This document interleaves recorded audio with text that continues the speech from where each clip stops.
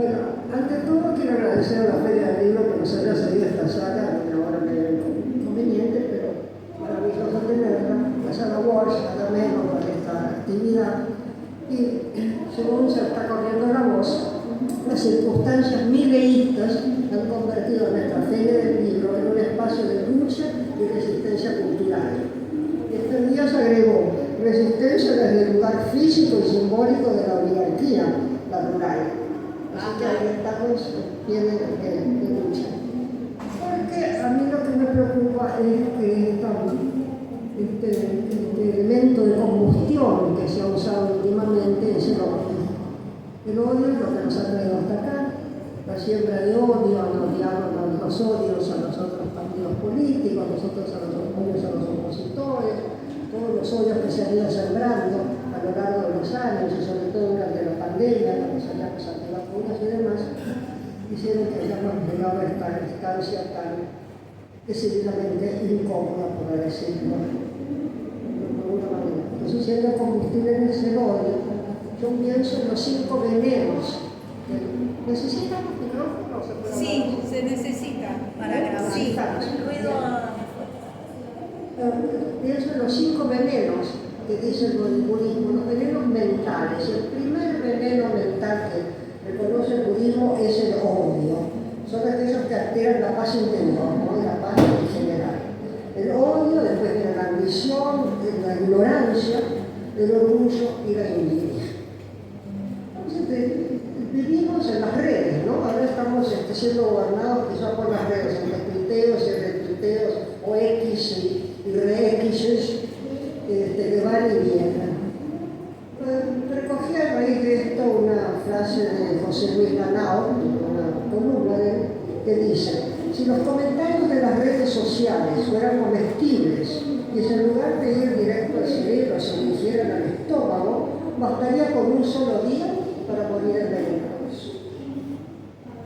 Pero tenemos que tener en cuenta, nadie lo tiene en cuenta, pero desde el centro, el observatorio del Centro PEN Argentina, ruego que lo tengan en cuenta, es el Plan de Acción de Rabat de las Naciones Unidas, que fue celebrado en el 12 ya, y que da las pautas para evitar determinar las diferencias entre la libertad de expresión y la instigación. La instigación, las discriminaciones, las hostilidades a la violencia, cosa que está prohibida por el derecho penal.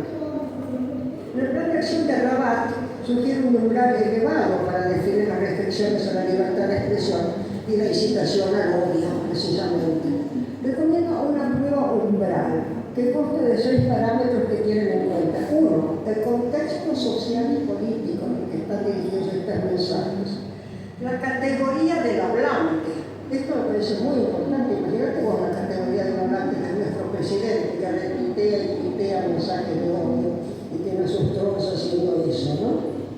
El contenido y la forma del discurso, la extensión de su difusión, las redes sociales, no sabemos, los trolls, y la posibilidad de causar daño, incluso de manera inminente. Todo esto me preocupa mucho. Por eso es la idea de la responsabilidad de la palabra. Cuando yo asumí la presidencia del PEN Argentina, del Centro PEN Argentina, que venimos el Centro PEN Argentina, la consigna del PEN internacional es por la libertad de la palabra. Y dije, por la libertad, era por la misma, y por la libertad y la responsabilidad. Porque no puede haber libertad, ya lo sabemos, sin responsabilidad. Y ya por definición, la idea de la responsabilidad viene inserta en la libertad. Cosa que se han apropiado de la palabra sin pensar en la responsabilidad, por cierto. La RAE define la libertad como la facultad natural que tiene el hombre de obrar de una manera o de otra, y de obrar por lo que, y de no obrar por lo que es responsable de sus actos. María Molina dice algo muy parecido del diccionario panhispánico de español jurídico, dice: la libertad es la facultad y derecho individual para hacer todo aquello que las leyes no prohíben y que no perjudiquen a los demás. Con lo cual la responsabilidad está implícita, ¿no? Así que ahora dejo la palabra a este panel de lujo que he logrado convocar y me tiene tan orgullosa. El primero en hablar va a ser Eduardo Vidal, que es un psicoanalista argentino radicado desde el 77 en Brasil, y creador y socio fundador de la Escuela Letrofreudiana del Río de Janeiro, que nació en el 81. Publicó una revista donde Eduardo ha publicado constantemente papers muy importantes, y el último publicado en una revista en colaboración con María Cristina Vecino, que se titula Cultura e Inclusión del Muerte. Muchas gracias, Eduardo.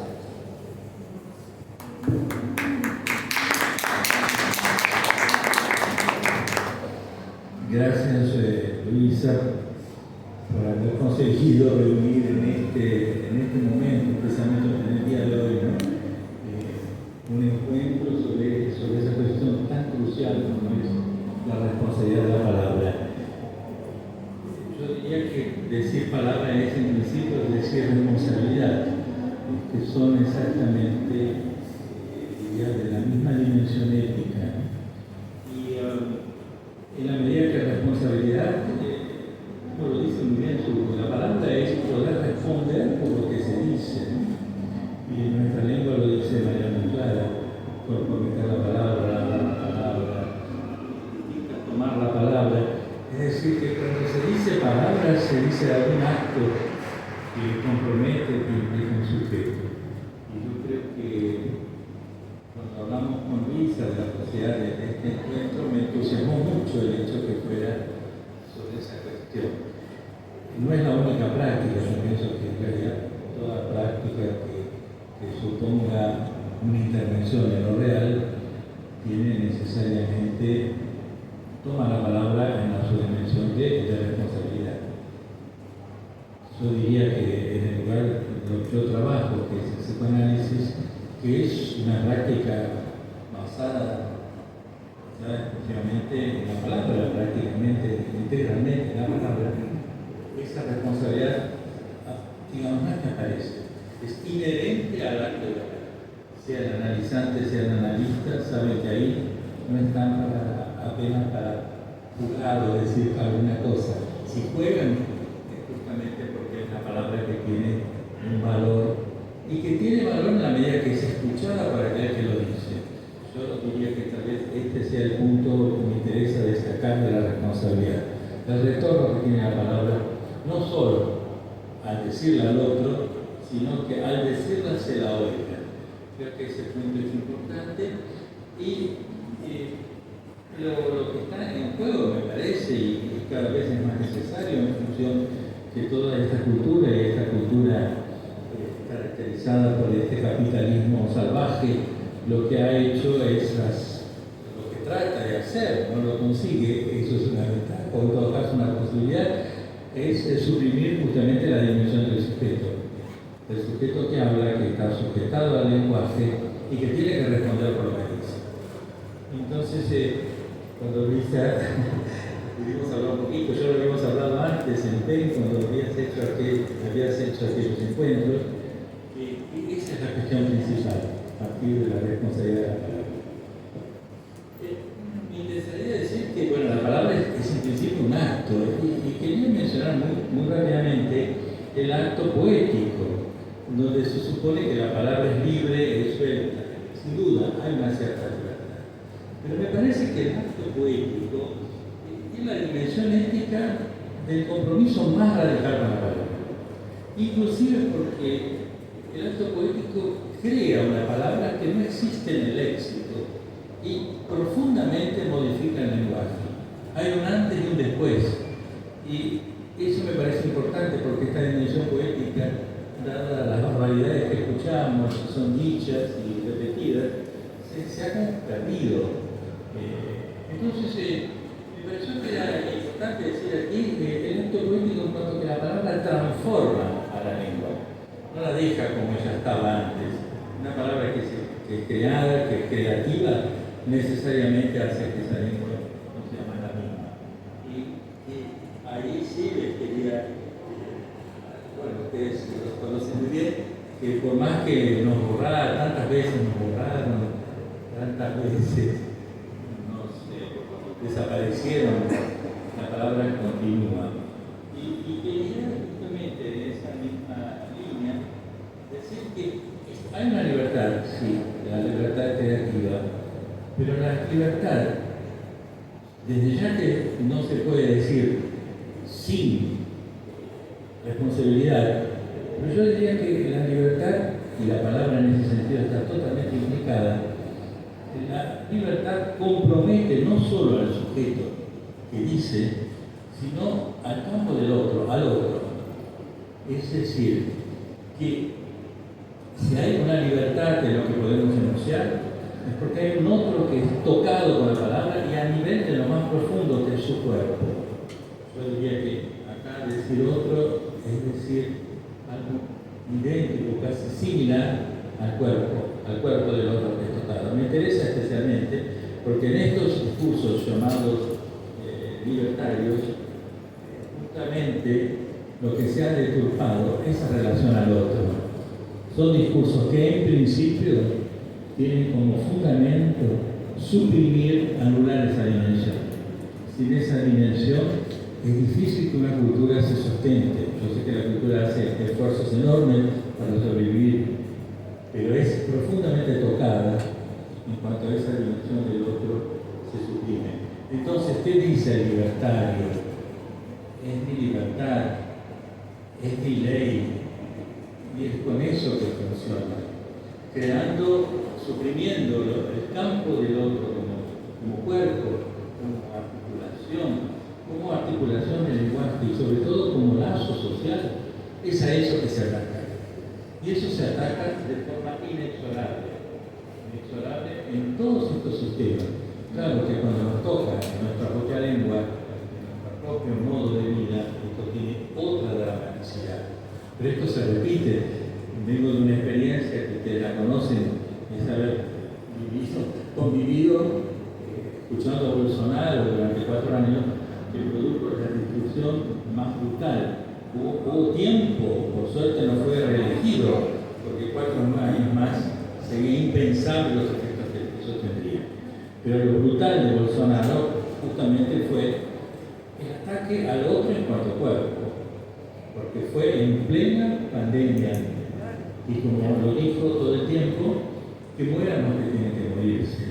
No hay ningún tipo de responsabilidad, pero es que es exactamente eso que produce este tipo de discurso. La destrucción del otro. Periodistas importantes que ustedes conocen muy bien hablan en nuestro país de la palabra crueldad. Y yo creo que la palabra crueldad tiene que ser tomada en toda su dimensión fuerte que realmente trae. Habitualmente cuando se habla de lenguaje se piensa en la comunicación. Sin duda el lenguaje comunica. Se piensa en la información. Pero creo que hay una dimensión del lenguaje que tal vez el psicoanálisis la pudo escuchar, no es el único discurso, en que se dice que cuando se habla y cuando se dirige al otro también se goza. Y ese goce yo creo que hay que marcarlo y tomarlo, digamos, darle un lugar muy importante. No importa tanto, no importa sí lo que se comunica, pero lo que importa es lo que se goza con lo que se dice. Me di cuenta, Luisa, que esta reunión está marcada por la palabra Sade. Y yo pensé en Marqués de Sade, claro que no es exactamente lo mismo, pero como las palabras siempre nos permiten ir a otro lugar, hay algo sadiano en estos personajes. Yo diría que estos personajes que nos aparecen no basta con decir que es loco, que es psicótico, porque creo que eso va a la categoría psiquiátrica, eso no sirve. Lo que importa es el efecto de la palabra en el cuerpo. O sea, ellos vienen, en todo caso, ratifican una expoliación, un pillaje. Primero, robarle la palabra al otro, y justo cuando se la roban, robarle su propio cuerpo. No es por casualidad que estamos oyendo todos los días, nos dejan sin remedio, nos dejan sin dinero, nos dejan sin casa, nos dejan sin suelo, nos dejan sin energía, porque hay una expoliación. No la creó Milei. En todo caso uno se pregunta por qué en este país que tanto queremos, periódicamente aparece algo de ese orden. Es una cuestión que nos inquieta. ¿Qué es esa repetición? Tal vez ahí tengamos que ver con la pulsión de muerte, en cuanto a un ciclo repetitivo, de alguna manera difícil de cortar. Pero quería mencionar especialmente un autor que seguramente ustedes han trabajado, que me ha sido muy importante, que es un autor africano que se llama Mbembe, que justamente ha introducido algo que yo ya no llamaría concepto, yo diría que es real, que es la palabra necropolítica. Es una política que decide quién debe morir y quién debe vivir. Ese es el poder. Este autor se formó con Foucault, de una formación enorme, un texto increíble, y viviendo justamente en un país africano que ha sufrido la brutalidad del colonialismo, tiene por qué decirlo y desde dónde decirlo. Y con ese término, insisto, no es un concepto teórico, es un pedazo de real, porque eso es así. Es una necropolítica determinada desde el poder del Estado. O sea, se necesita de un Estado para que esto funcione. Justamente el libertario supone que el Estado es destruido, pero es con el Estado que realiza precisamente esa infunción que es de destrucción. En ese sentido, los textos del Marqués de Sade nos pueden parecer una cosa tan extraña, sin embargo son prácticamente aplicados. Son aplicados así. Así que bueno. Pero bueno, para no hablar de esto como si fuera una desgracia, digamos que el lenguaje. Es una desgracia. Pero como si fuera solo una desgracia, el lenguaje tiene su capacidad de potencia. Y para mí fue esencial la manifestación del mal. Creo que para todos nos dio un alivio. Porque lo que más me sorprendió, además de la cantidad de gente y del entusiasmo, y sobre todo de la juventud, porque bueno, es ahí donde hay una cierta esperanza, era que justamente la palabra, y lo que hemos comentado, Luisa, aparece escrita, hace surcos, deja huellas, aparece escrita en cartelitos, donde cuando se escribe, se hace el gesto de escribir y se coloca el cuerpo. Es decir, el cuerpo, a pesar de las tentativas de supresión y destrucción del otro, resiste. Ese punto de resistencia es crucial. Bueno, la práctica del lenguaje es esa, la resistencia ante esa destrucción. Y bueno, me venían evidentemente al oído, bueno, esa canción que nos marcó a todos, ¿no? Y bueno, tantas veces me mataron, tantas veces, ¿sí? Pero sin embargo sigo cantando. Yo creo que hay algo de lo que María Elena Walsh pudo decir, es que, bueno, no es solo sobrevivir, hay una reacción. Yo creo que el otro tiene condiciones de reaccionar y de hecho en la Argentina eso lo vivimos. A veces me pregunto, pensaba en la fábula de la cigarra, de la hormiga, que tal vez la cigarra cantando todo el tiempo se pueda consumir, que le haría falta algo más, como algo de la hormiga, no para trabajar como una loca y que le roben todo lo que produce, que en última instancia lo que hace este sistema, sino porque la cigarra en última instancia canta sola, y yo creo que hace mucha falta algo de la hormiga como lazo social. Cantar solo en este momento, pues nunca sirvió para mucho. Puede ser para mucha satisfacción personal, pero es necesario la hormiga que tiene una estructura de lazo y funciona de acuerdo a llegar a un objetivo. Es decir, ni la cigarra ni la hormiga, porque no se trata de hacer moral, no hay moraleja al final de esto, pero tal vez la conjunción de poder cantar en el lazo social. Esto se sustente. Y bueno, para mí la experiencia del martes pasado, ya hubo dos anteriores y habrá otras, es una experiencia única, en el sentido que nos transmitió, bueno, ahí había escrito, ahí uno podía leer, un escrito que se lea, un registro, una palabra que se inscribe. De lo contrario, estamos en esta cosa que nada tiene sentido, nada tiene responsabilidad, es un permanente negacionismo, una desmentida, un desdecir que es inherente a la palabra, pero que ciertos sistemas y ciertos momentos históricos, la Argentina está pasando también lo más grave de su historia, bueno,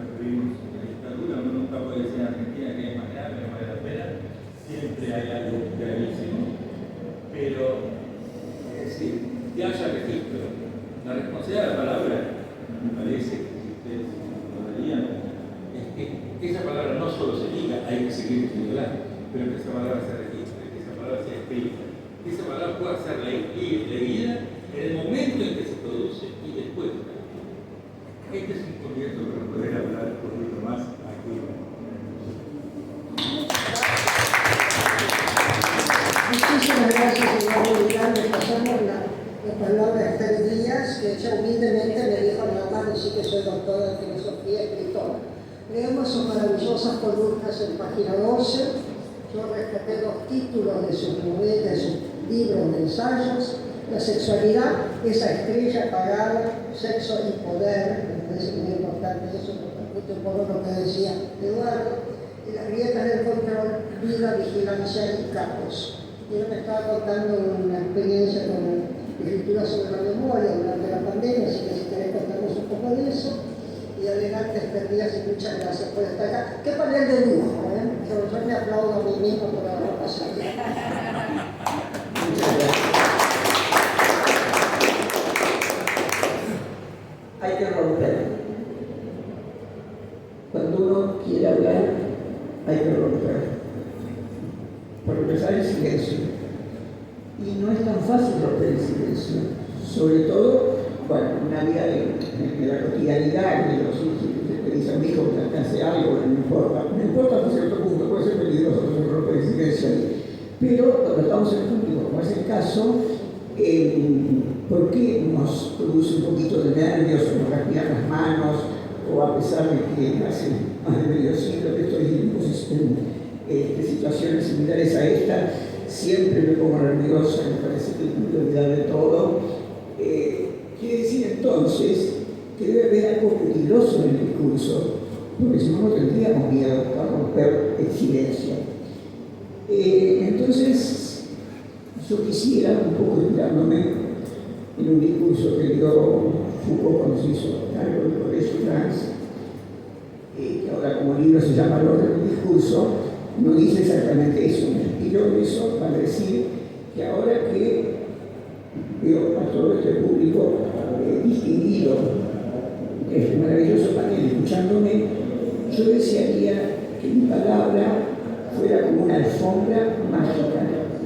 O sea, que viniera por acá, porque las palabras están inventadas mucho antes de que yo naciera, y después que yo me muera van a seguir estando, o sea que no soy yo la dueña de la palabra.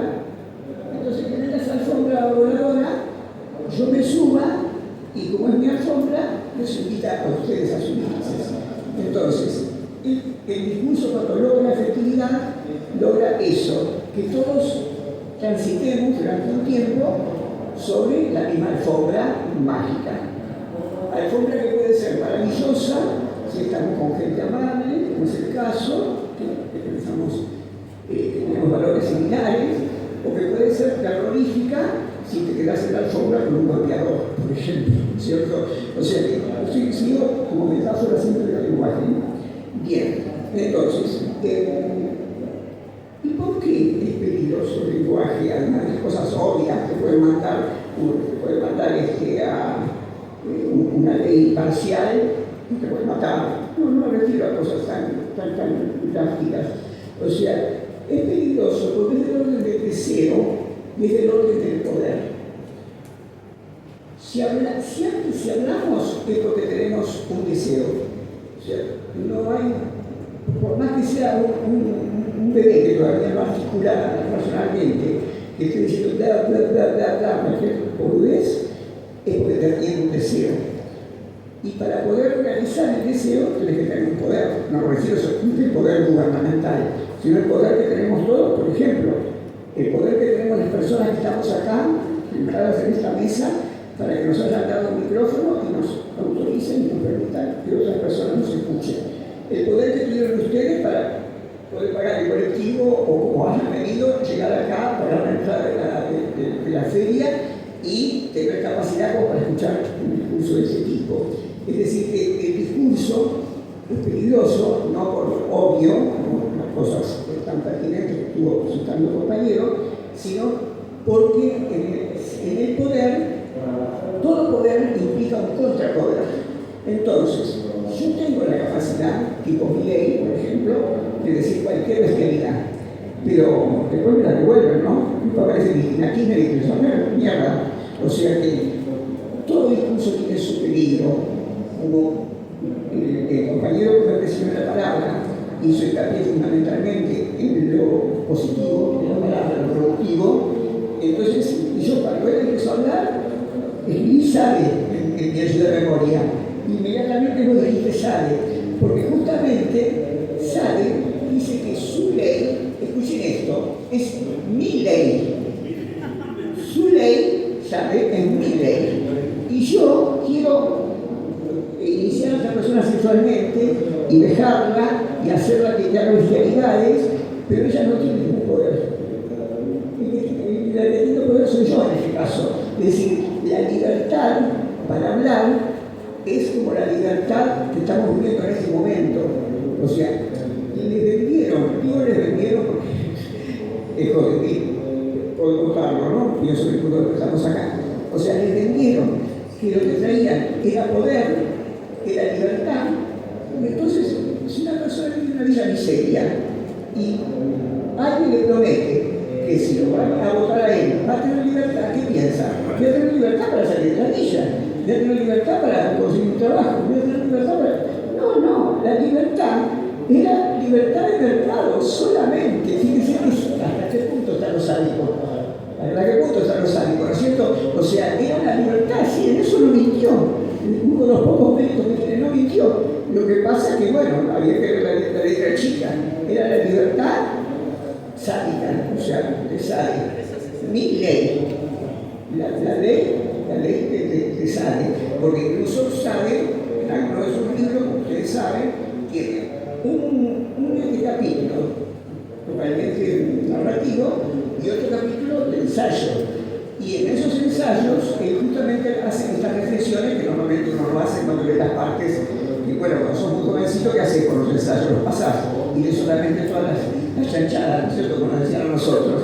Lo que pasa es que, bueno, ahí también, en el discurso perverso, en el discurso tipo, el discurso de Milenio, el discurso de Sade, también está la trampa. Por supuesto, todo discurso tiene trampa. Porque, y esto lo descubrieron los sofistas, en el siglo V antes de Cristo, un poco antes, que es el VI antes de Cristo, cuando descubrieron que el mismo elemento que me sirve para decir la verdad, me sirve para engañar, ¿cierto? O sea, es el doble filo del lenguaje, esa maravilla que es el lenguaje y que en personas como el psicoanalista o una filósofa, o los que estamos todos en esa mesa, escritores, etcétera, en nuestra realidad de trabajo, también puede ser el arma de doble filo que nos mate, ¿no es cierto? Como está pasando ahora, sin lugar a dudas.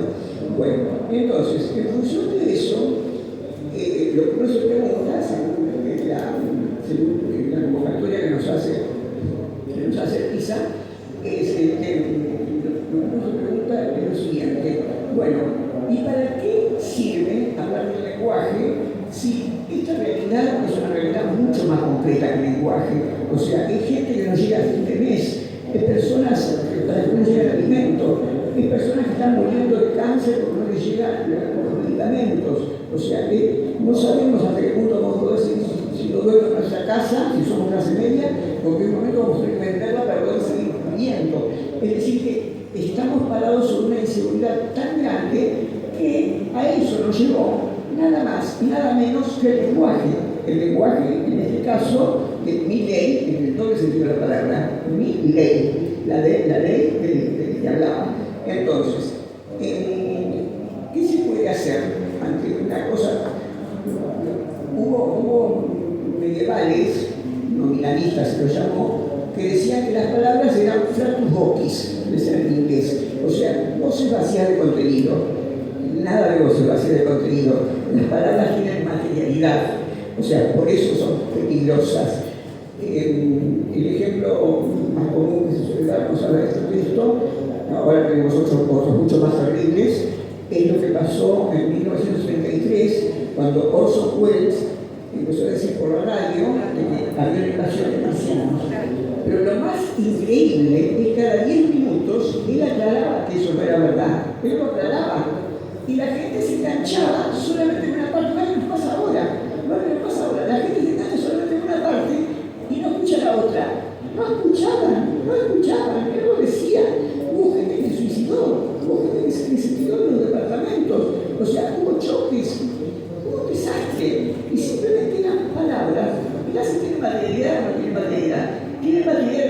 producen efectos positivos. O sea, ese es el motivo por el cual tiene materia de palabras. Entonces, bueno, justamente tanto mi compañero como yo hemos nombrado a Foucault porque es uno de los pensadores del siglo XX, que no es más, ¿no? Porque más se ocupó del tema fue Pines esencialmente, pero desde otro punto de vista, que más se ocupó del tema del lenguaje, pero no ya desde el punto de vista de Wittgenstein, que es más teórico, sino desde el punto de vista de la práctica misma del lenguaje. Lo que tenemos que ver son las prácticas del lenguaje y en función de eso crear un contrafórico para este lenguaje. Porque ¿cuál es el problema del lenguaje de Milley? A propósito, lo digo doble para decir Milley. Bueno, el problema es que los niveles que no les permiten a la gente ver. Entonces nosotros suponemos, como lo supuso Massa cuando hizo su campaña de miedo, de que diciéndole a la gente cuál es la verdad, la gente se iba a dar cuenta. No, la gente se va detrás de la verdad. O sea, ahora nos olvidamos por las libertades que están pasando, pero cuando era la campaña y cada vez se veía más que iba a ganar, yo me acordaba del flautista de Hamelin. O sea, cómo el sonido de una flauta puede llevar a la gente a morir. Bueno, acá es el sonido de una voz, un sonido, una flauta, que nos lleva a morir. Justamente Spinoza, en el siglo XVII, se preguntaba, ¿por qué será que los hombres como decían en aquel tiempo, como sinónimo del ser humano, que los hombres luchan por su esclavitud como si fuera por su libertad? Justo exactamente lo que está pasando ahora. Han luchado por su esclavitud como si fuera por su libertad. Entonces, como tengo que terminar, porque tengo que dejar espacio a mis compañeros, quiero decir algo que dicen muchos los adolescentes cuando doy clases entre adolescentes. Profesora, usted dice que para comenzar a cambiar la realidad hay que comenzar a hablar sobre la realidad. Y entonces la primera vez que me lo preguntaron, me hicieron pensar, porque era un poco decir, pero usted puede asegurar de que si nosotros hablamos sobre la realidad, vamos a cambiarla. Y bueno, me metí un poco, porque en realidad no estoy segura. Y entonces lo que se me ocurre ahora, después de varias veces que me hicieron esa misma pregunta, bueno, yo no puedo garantizar de que ocurriendo cosas que nos están ocurriendo acá, o sea, poniendo en palabras lo que nos está pasando, vamos a cambiar realmente la realidad. Pero sí estoy segura, que si no lo ponemos en palabras y no lo hacemos circular, en ese caso la realidad no cambiará. Así que, repito, comenzar a pensar y hablar, nosotros pensamos con palabras, y comenzar a cambiar la realidad. Muchas gracias.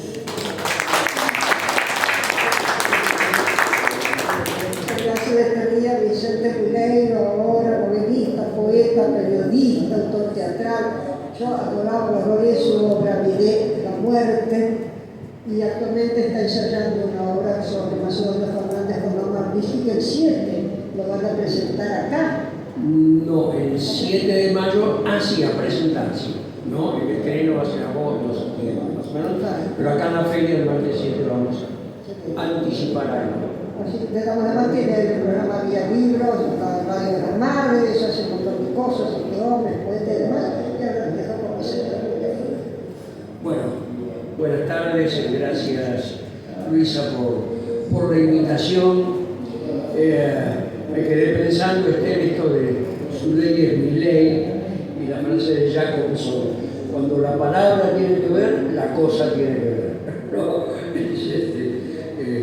Y sí, la palabra y la cosa, ya que estamos en la Feria del Libro, en 1976 se hace la Feria del Libro en el Centro de Exposiciones Municipales, estaba ahí al lado de la Facultad de Derecho, muchos lo recordarán, ¿no? La primera feria se hacía más o menos en esta fecha, abril-mayo, el golpe había sido a fines de marzo. Y bueno, obviamente que apretan todas las editoriales para que cuiden sus catálogos y además se mandan una visita a la feria a inspeccionar los kioscos y decomisar. Bueno, en un stand de una editorial científica decomisaron un libro que es un manual para ingeniería que se llamaba la Cuba electrolítica. La Cuba electrolítica, ¿no? ¿Hasta qué punto la palabra es cosa ahí y cómo se arma un recorrido que lleva a que esas palabras sean palabras piedra, digamos, no hay de ninguna manera un análisis de lo que es esa palabra, sino su contaminación negativa dada por el poder. Y lo que tiene, obviamente el libro fue retirado en efecto, ¿no? O sea que hay palabras que en el pensamiento y la acción de estos señores generan un exterminio, en ese caso el exterminio de ese libro, pero también otros exterminios, en esto que yo llamo las palabras piedra.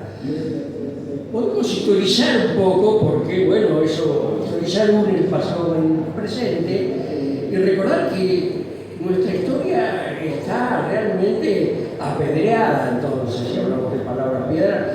El lenguaje de la colonización fue terrible con respecto a los nativos y con respecto a sus propios subordinados. Negro, chinita, indiada, para decir civilizadamente algunas cosas.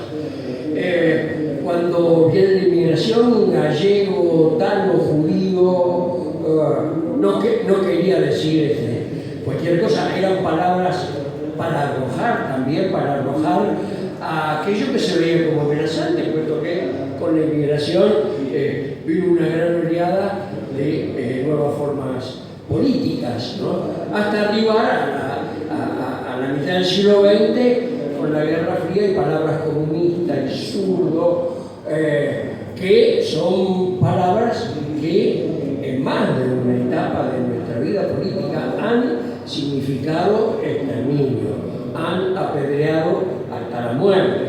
La dictadura encuentra un término genérico, el término subversivo, que era una especie de permiso para matar. Identificado, el subversivo pasaba a la categoría de exterminable. Es exterminable. Y como sabemos, se extendieron esa categoría mucho más allá de lo único que decían combatir.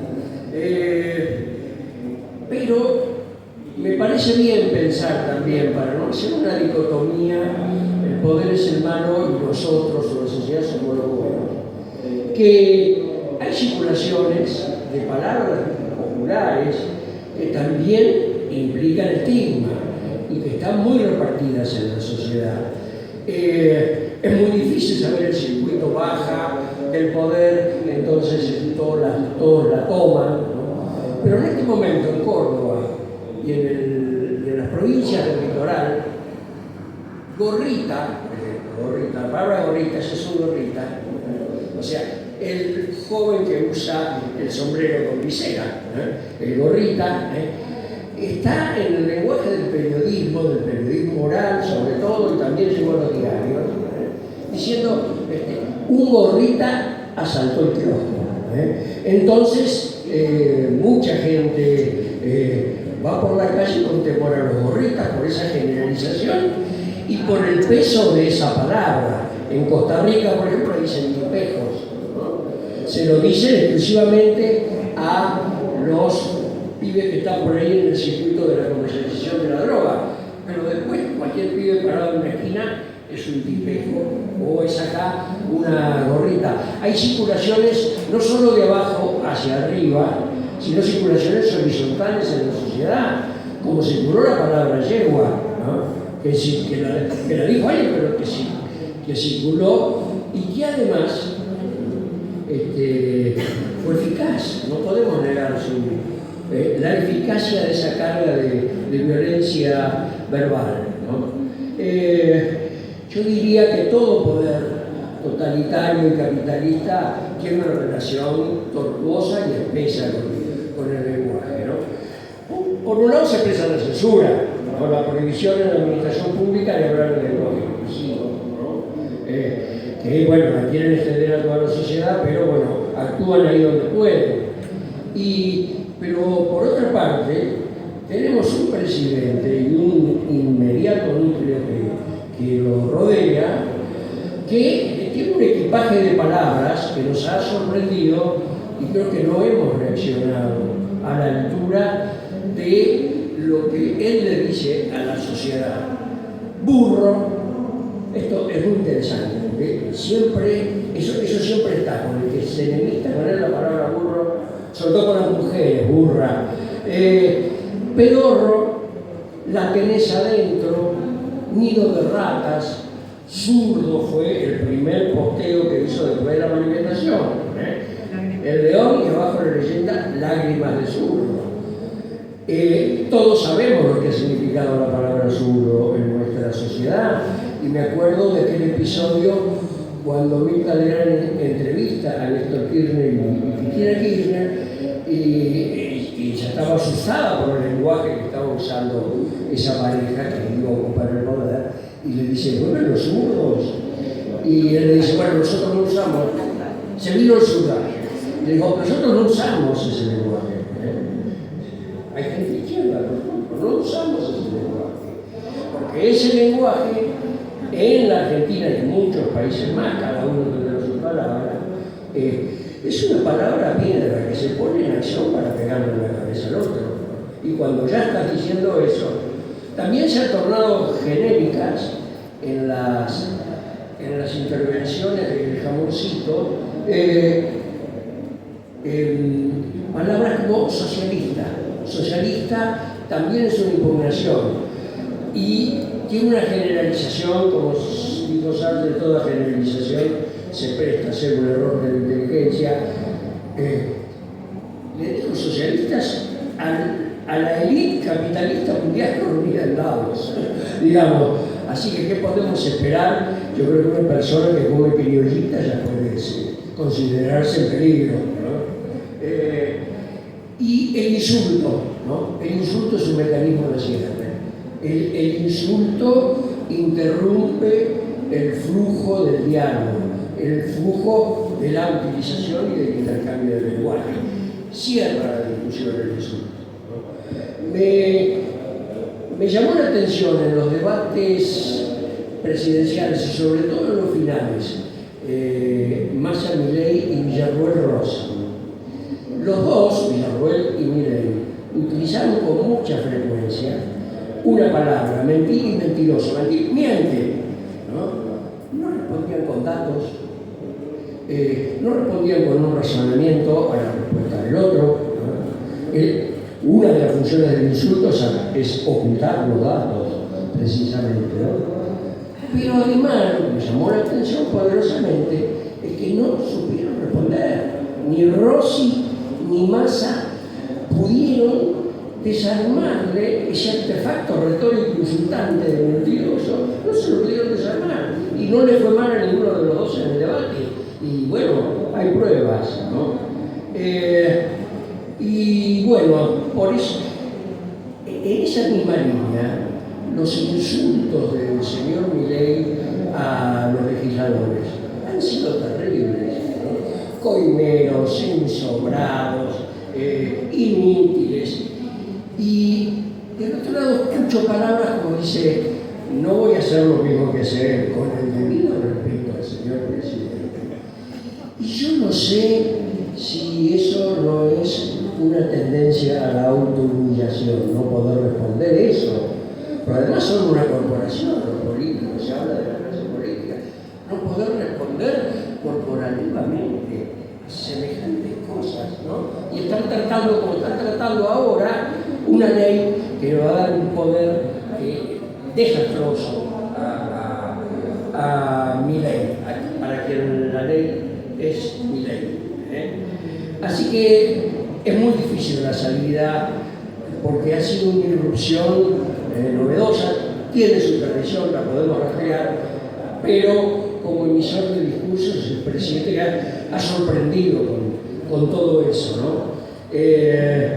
Y llama la atención cuántos sectores políticos no están a la altura de eso o quieren mantener buenas formas. A veces me pregunto, ¿habrá que mantener buenas formas o crear nuestras propias palabras piedra para saber arrojarlas, ¿no? Sí coincido acá con Vidal en que la marcha del 23 dio una seña de uso del lenguaje, porque esas mismas frases habían estado en la red, muchas de ellas habían estado en la red, pero estudia para los senadores, sin ciencia no hay Conan, estudia para no tener que pedirle consejos a tu perro, son algunos de los carteles que leí. Coincido con vos en que tenían una fuerza especial porque estaban siempre en los acuerdos, no estaban en la vida. Entonces tenían una presencia de palabra piedra para seguir con esta imagen que inventé para esta charla. Bueno, es eso hasta aquí y ojalá que en algún momento las palabras piedra las tengamos nosotros. Es fascinante, no me voy a contar que después se pongan a debatir. Estela Canoni, que no pudo venir, ustedes conocen, tan periodista, política, es poeta, estupenda, narradora, de todo, una mujer múltiple, que no puede, me mandó un largo texto. Yo voy a leer el principio, pero es el principio, pero después le voy a pedir a Estela para agregar a esto que va a ser el video, que grabe en sus palabras, ¿no? Que ella me toca. Yo voy a leer el principio y después abro el debate, o prefieren abrir el debate ya la charla entre ustedes. Bueno, entonces lo dejo, nos saludamos a Estela, lo aplaudimos a Estela y nos dejamos un momento de poco silencio porque me pareció fascinante las tres exposiciones tan importantes de lo que se hizo. Yo iba a ir hoy al Congreso, después ya no me dio tiempo, todo se me complicó, con un cartel que había armado que decía, para mi ley, facultades delegadas no, facultades mentales. Eso es lo que le hace falta, ¿no? Facultades mentales. Pero a lo mejor sería una pregunta, ¿no? Agrego a lo que dijo el profesor Vicente. No soy profesor. Bueno, no importa. Y agrego dos de las que llevábamos en los carteles el martes. Defendamos la universidad de alguien que perdió sus facultades. Claro. Esa me pareció muy buena y estudiar para no creer que el liberalismo es algo nuevo. Claro. Una pregunta breve, un comentario para la mesa. Primero agradecerles a los dos y a todos que hayan rescatado nuestra experiencia de resistencia de la lucha del martes. Decirle a mí, no sé si decirle al profesor, bueno, decirle que también aprendimos mucho de los colegas, de la toma de facultades de los colegas brasileños que resistieron al bolsonarismo metidos muchos meses ahí adentro, ¿no? Y en particular quería comentar algo en relación con algo que siempre nos enseñó usted, el poder del lenguaje. No es solo a los legisladores, no es solo a las personas que trabajamos en la universidad, en la academia, que producimos conocimiento, que transmitimos, pero sí creo que hubo hay un ensañamiento particular que va más allá del ajuste, contra el campo universitario, contra quien la única herramienta que tenemos es la palabra. ¿Por qué? Porque hay más que ajuste, hay un dispositivo de control, hay un dispositivo de disciplinamiento en marcha. Y me parece que eso es mucho más severo y mucho más difícil de sacudirnos que cualquier otra cosa. No es solo el insulto, es el dispositivo más amplio de control, de vigilancia y de castigo por querer usar la palabra.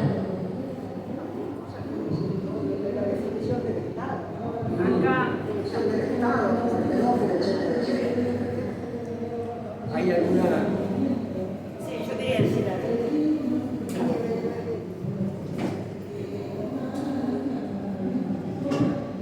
Gracias a Sausorio, a Campichef, un aplauso para el Sausorio.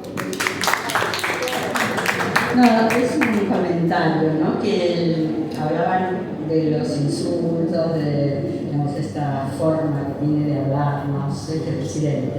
Pero que ya en Asunción, yo me acuerdo de su discurso y digo, no entiendo nada de lo que está diciendo. O si yo no entiendo nada, habrá mucha gente que no entienda. Entonces después lo leí y conté 87 números tomé un discurso cualquiera, digamos el de Alfonsini, hay uno que yo era Juan 23, ¿no? El Papa, digamos el nombre del Papa. Entonces ahí me parece que ya está el mayor desprecio. El presidente de todos los argentinos nos tira números y números y números y números que además, bueno, dicen los que sí entienden y son disparatados. Y me parece que aquí hay una cosa, bueno, yo hablo de esto y el que no entienda, ¿qué me importa?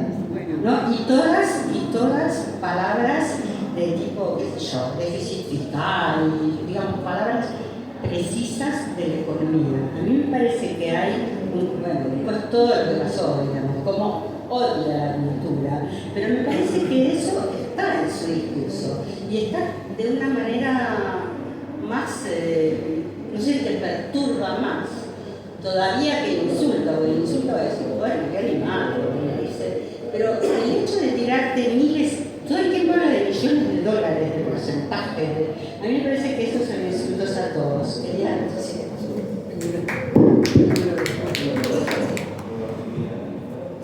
Me acuerdo de Arturo Jauretche, que decía cuando un teórico, un economista, te explica algo de economía y no lo entendés, pedile que te lo explique despacio otra vez. Si no lo volvés a entender, te está cagando. Acá en señor y allá tenemos.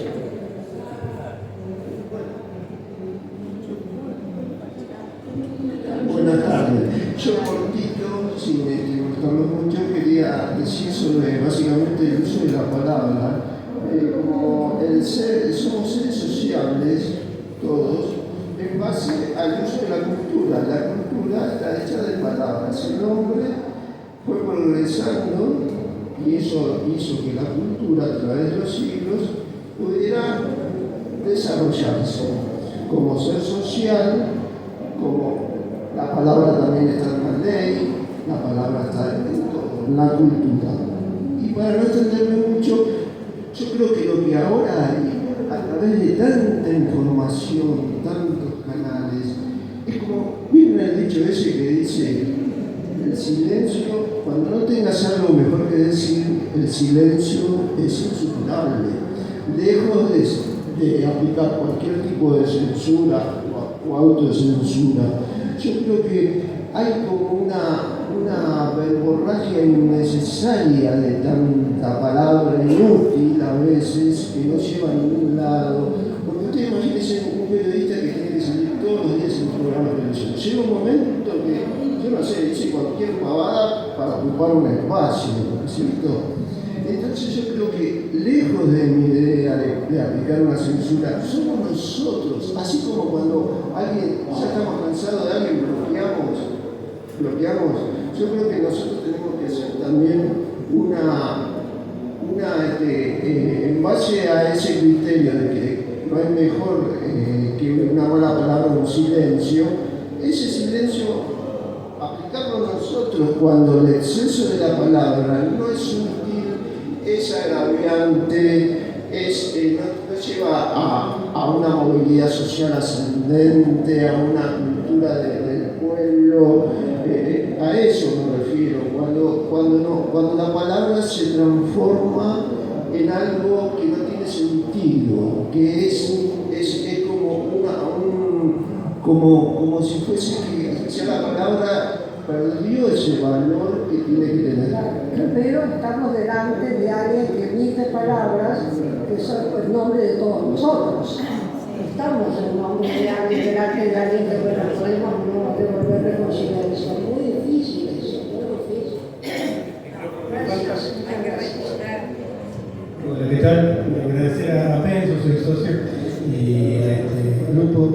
Un poco poner en palabras, ¿no? Que la palabra se toma, ¿no? Poner en palabras lo que también recibí como palabras, que no fueron solo palabras, ¿no? Esto de que está el otro, hay un otro, la fe por el oír, dice la Biblia, es decir, y el oír por la palabra, es decir, que si hay orejas porque hay palabras, ¿no? Y esto lo asocié a lo que decía Eduardo, y esto de la palabra en compañía, no esta alfombra que rompe el silencio, claro, depende de qué compañía, porque esto que decía el compañero, hay palabras que se tiran y algunas van perdiendo como valor, pero otras también se repiten, pero parece que toman más fuerza, que son las del odio.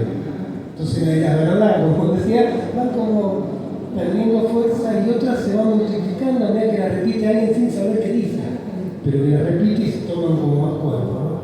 Y ahí me quedo lo de las piedras, las palabras piedra. Por un lado pensaba que la crueldad, siguiendo con la tradición cristiana, es que sabiendo que no estoy libre del pecado, la tiro igual la primera y la tiro en contra del otro. Y lo que me quedó a mí, que no sé si era de los tres, tomo esto, pero a mí me quedó de los tres. A veces la palabra piedra es una piedra como obstáculo en el camino. Y no sea cosa que nos quedemos mirándola, viendo el detalle, o qué grande que es, describiéndola, y termine siendo, no hace falta ni que nos la tiren. Con que esté en el medio, nosotros nos entretengamos y no nos animamos a romperla, ahí creo que va a ser más complicada la cosa. Y esto recién empieza, así que capaz que las piedras también se pueden romper, porque están hechas de silencio.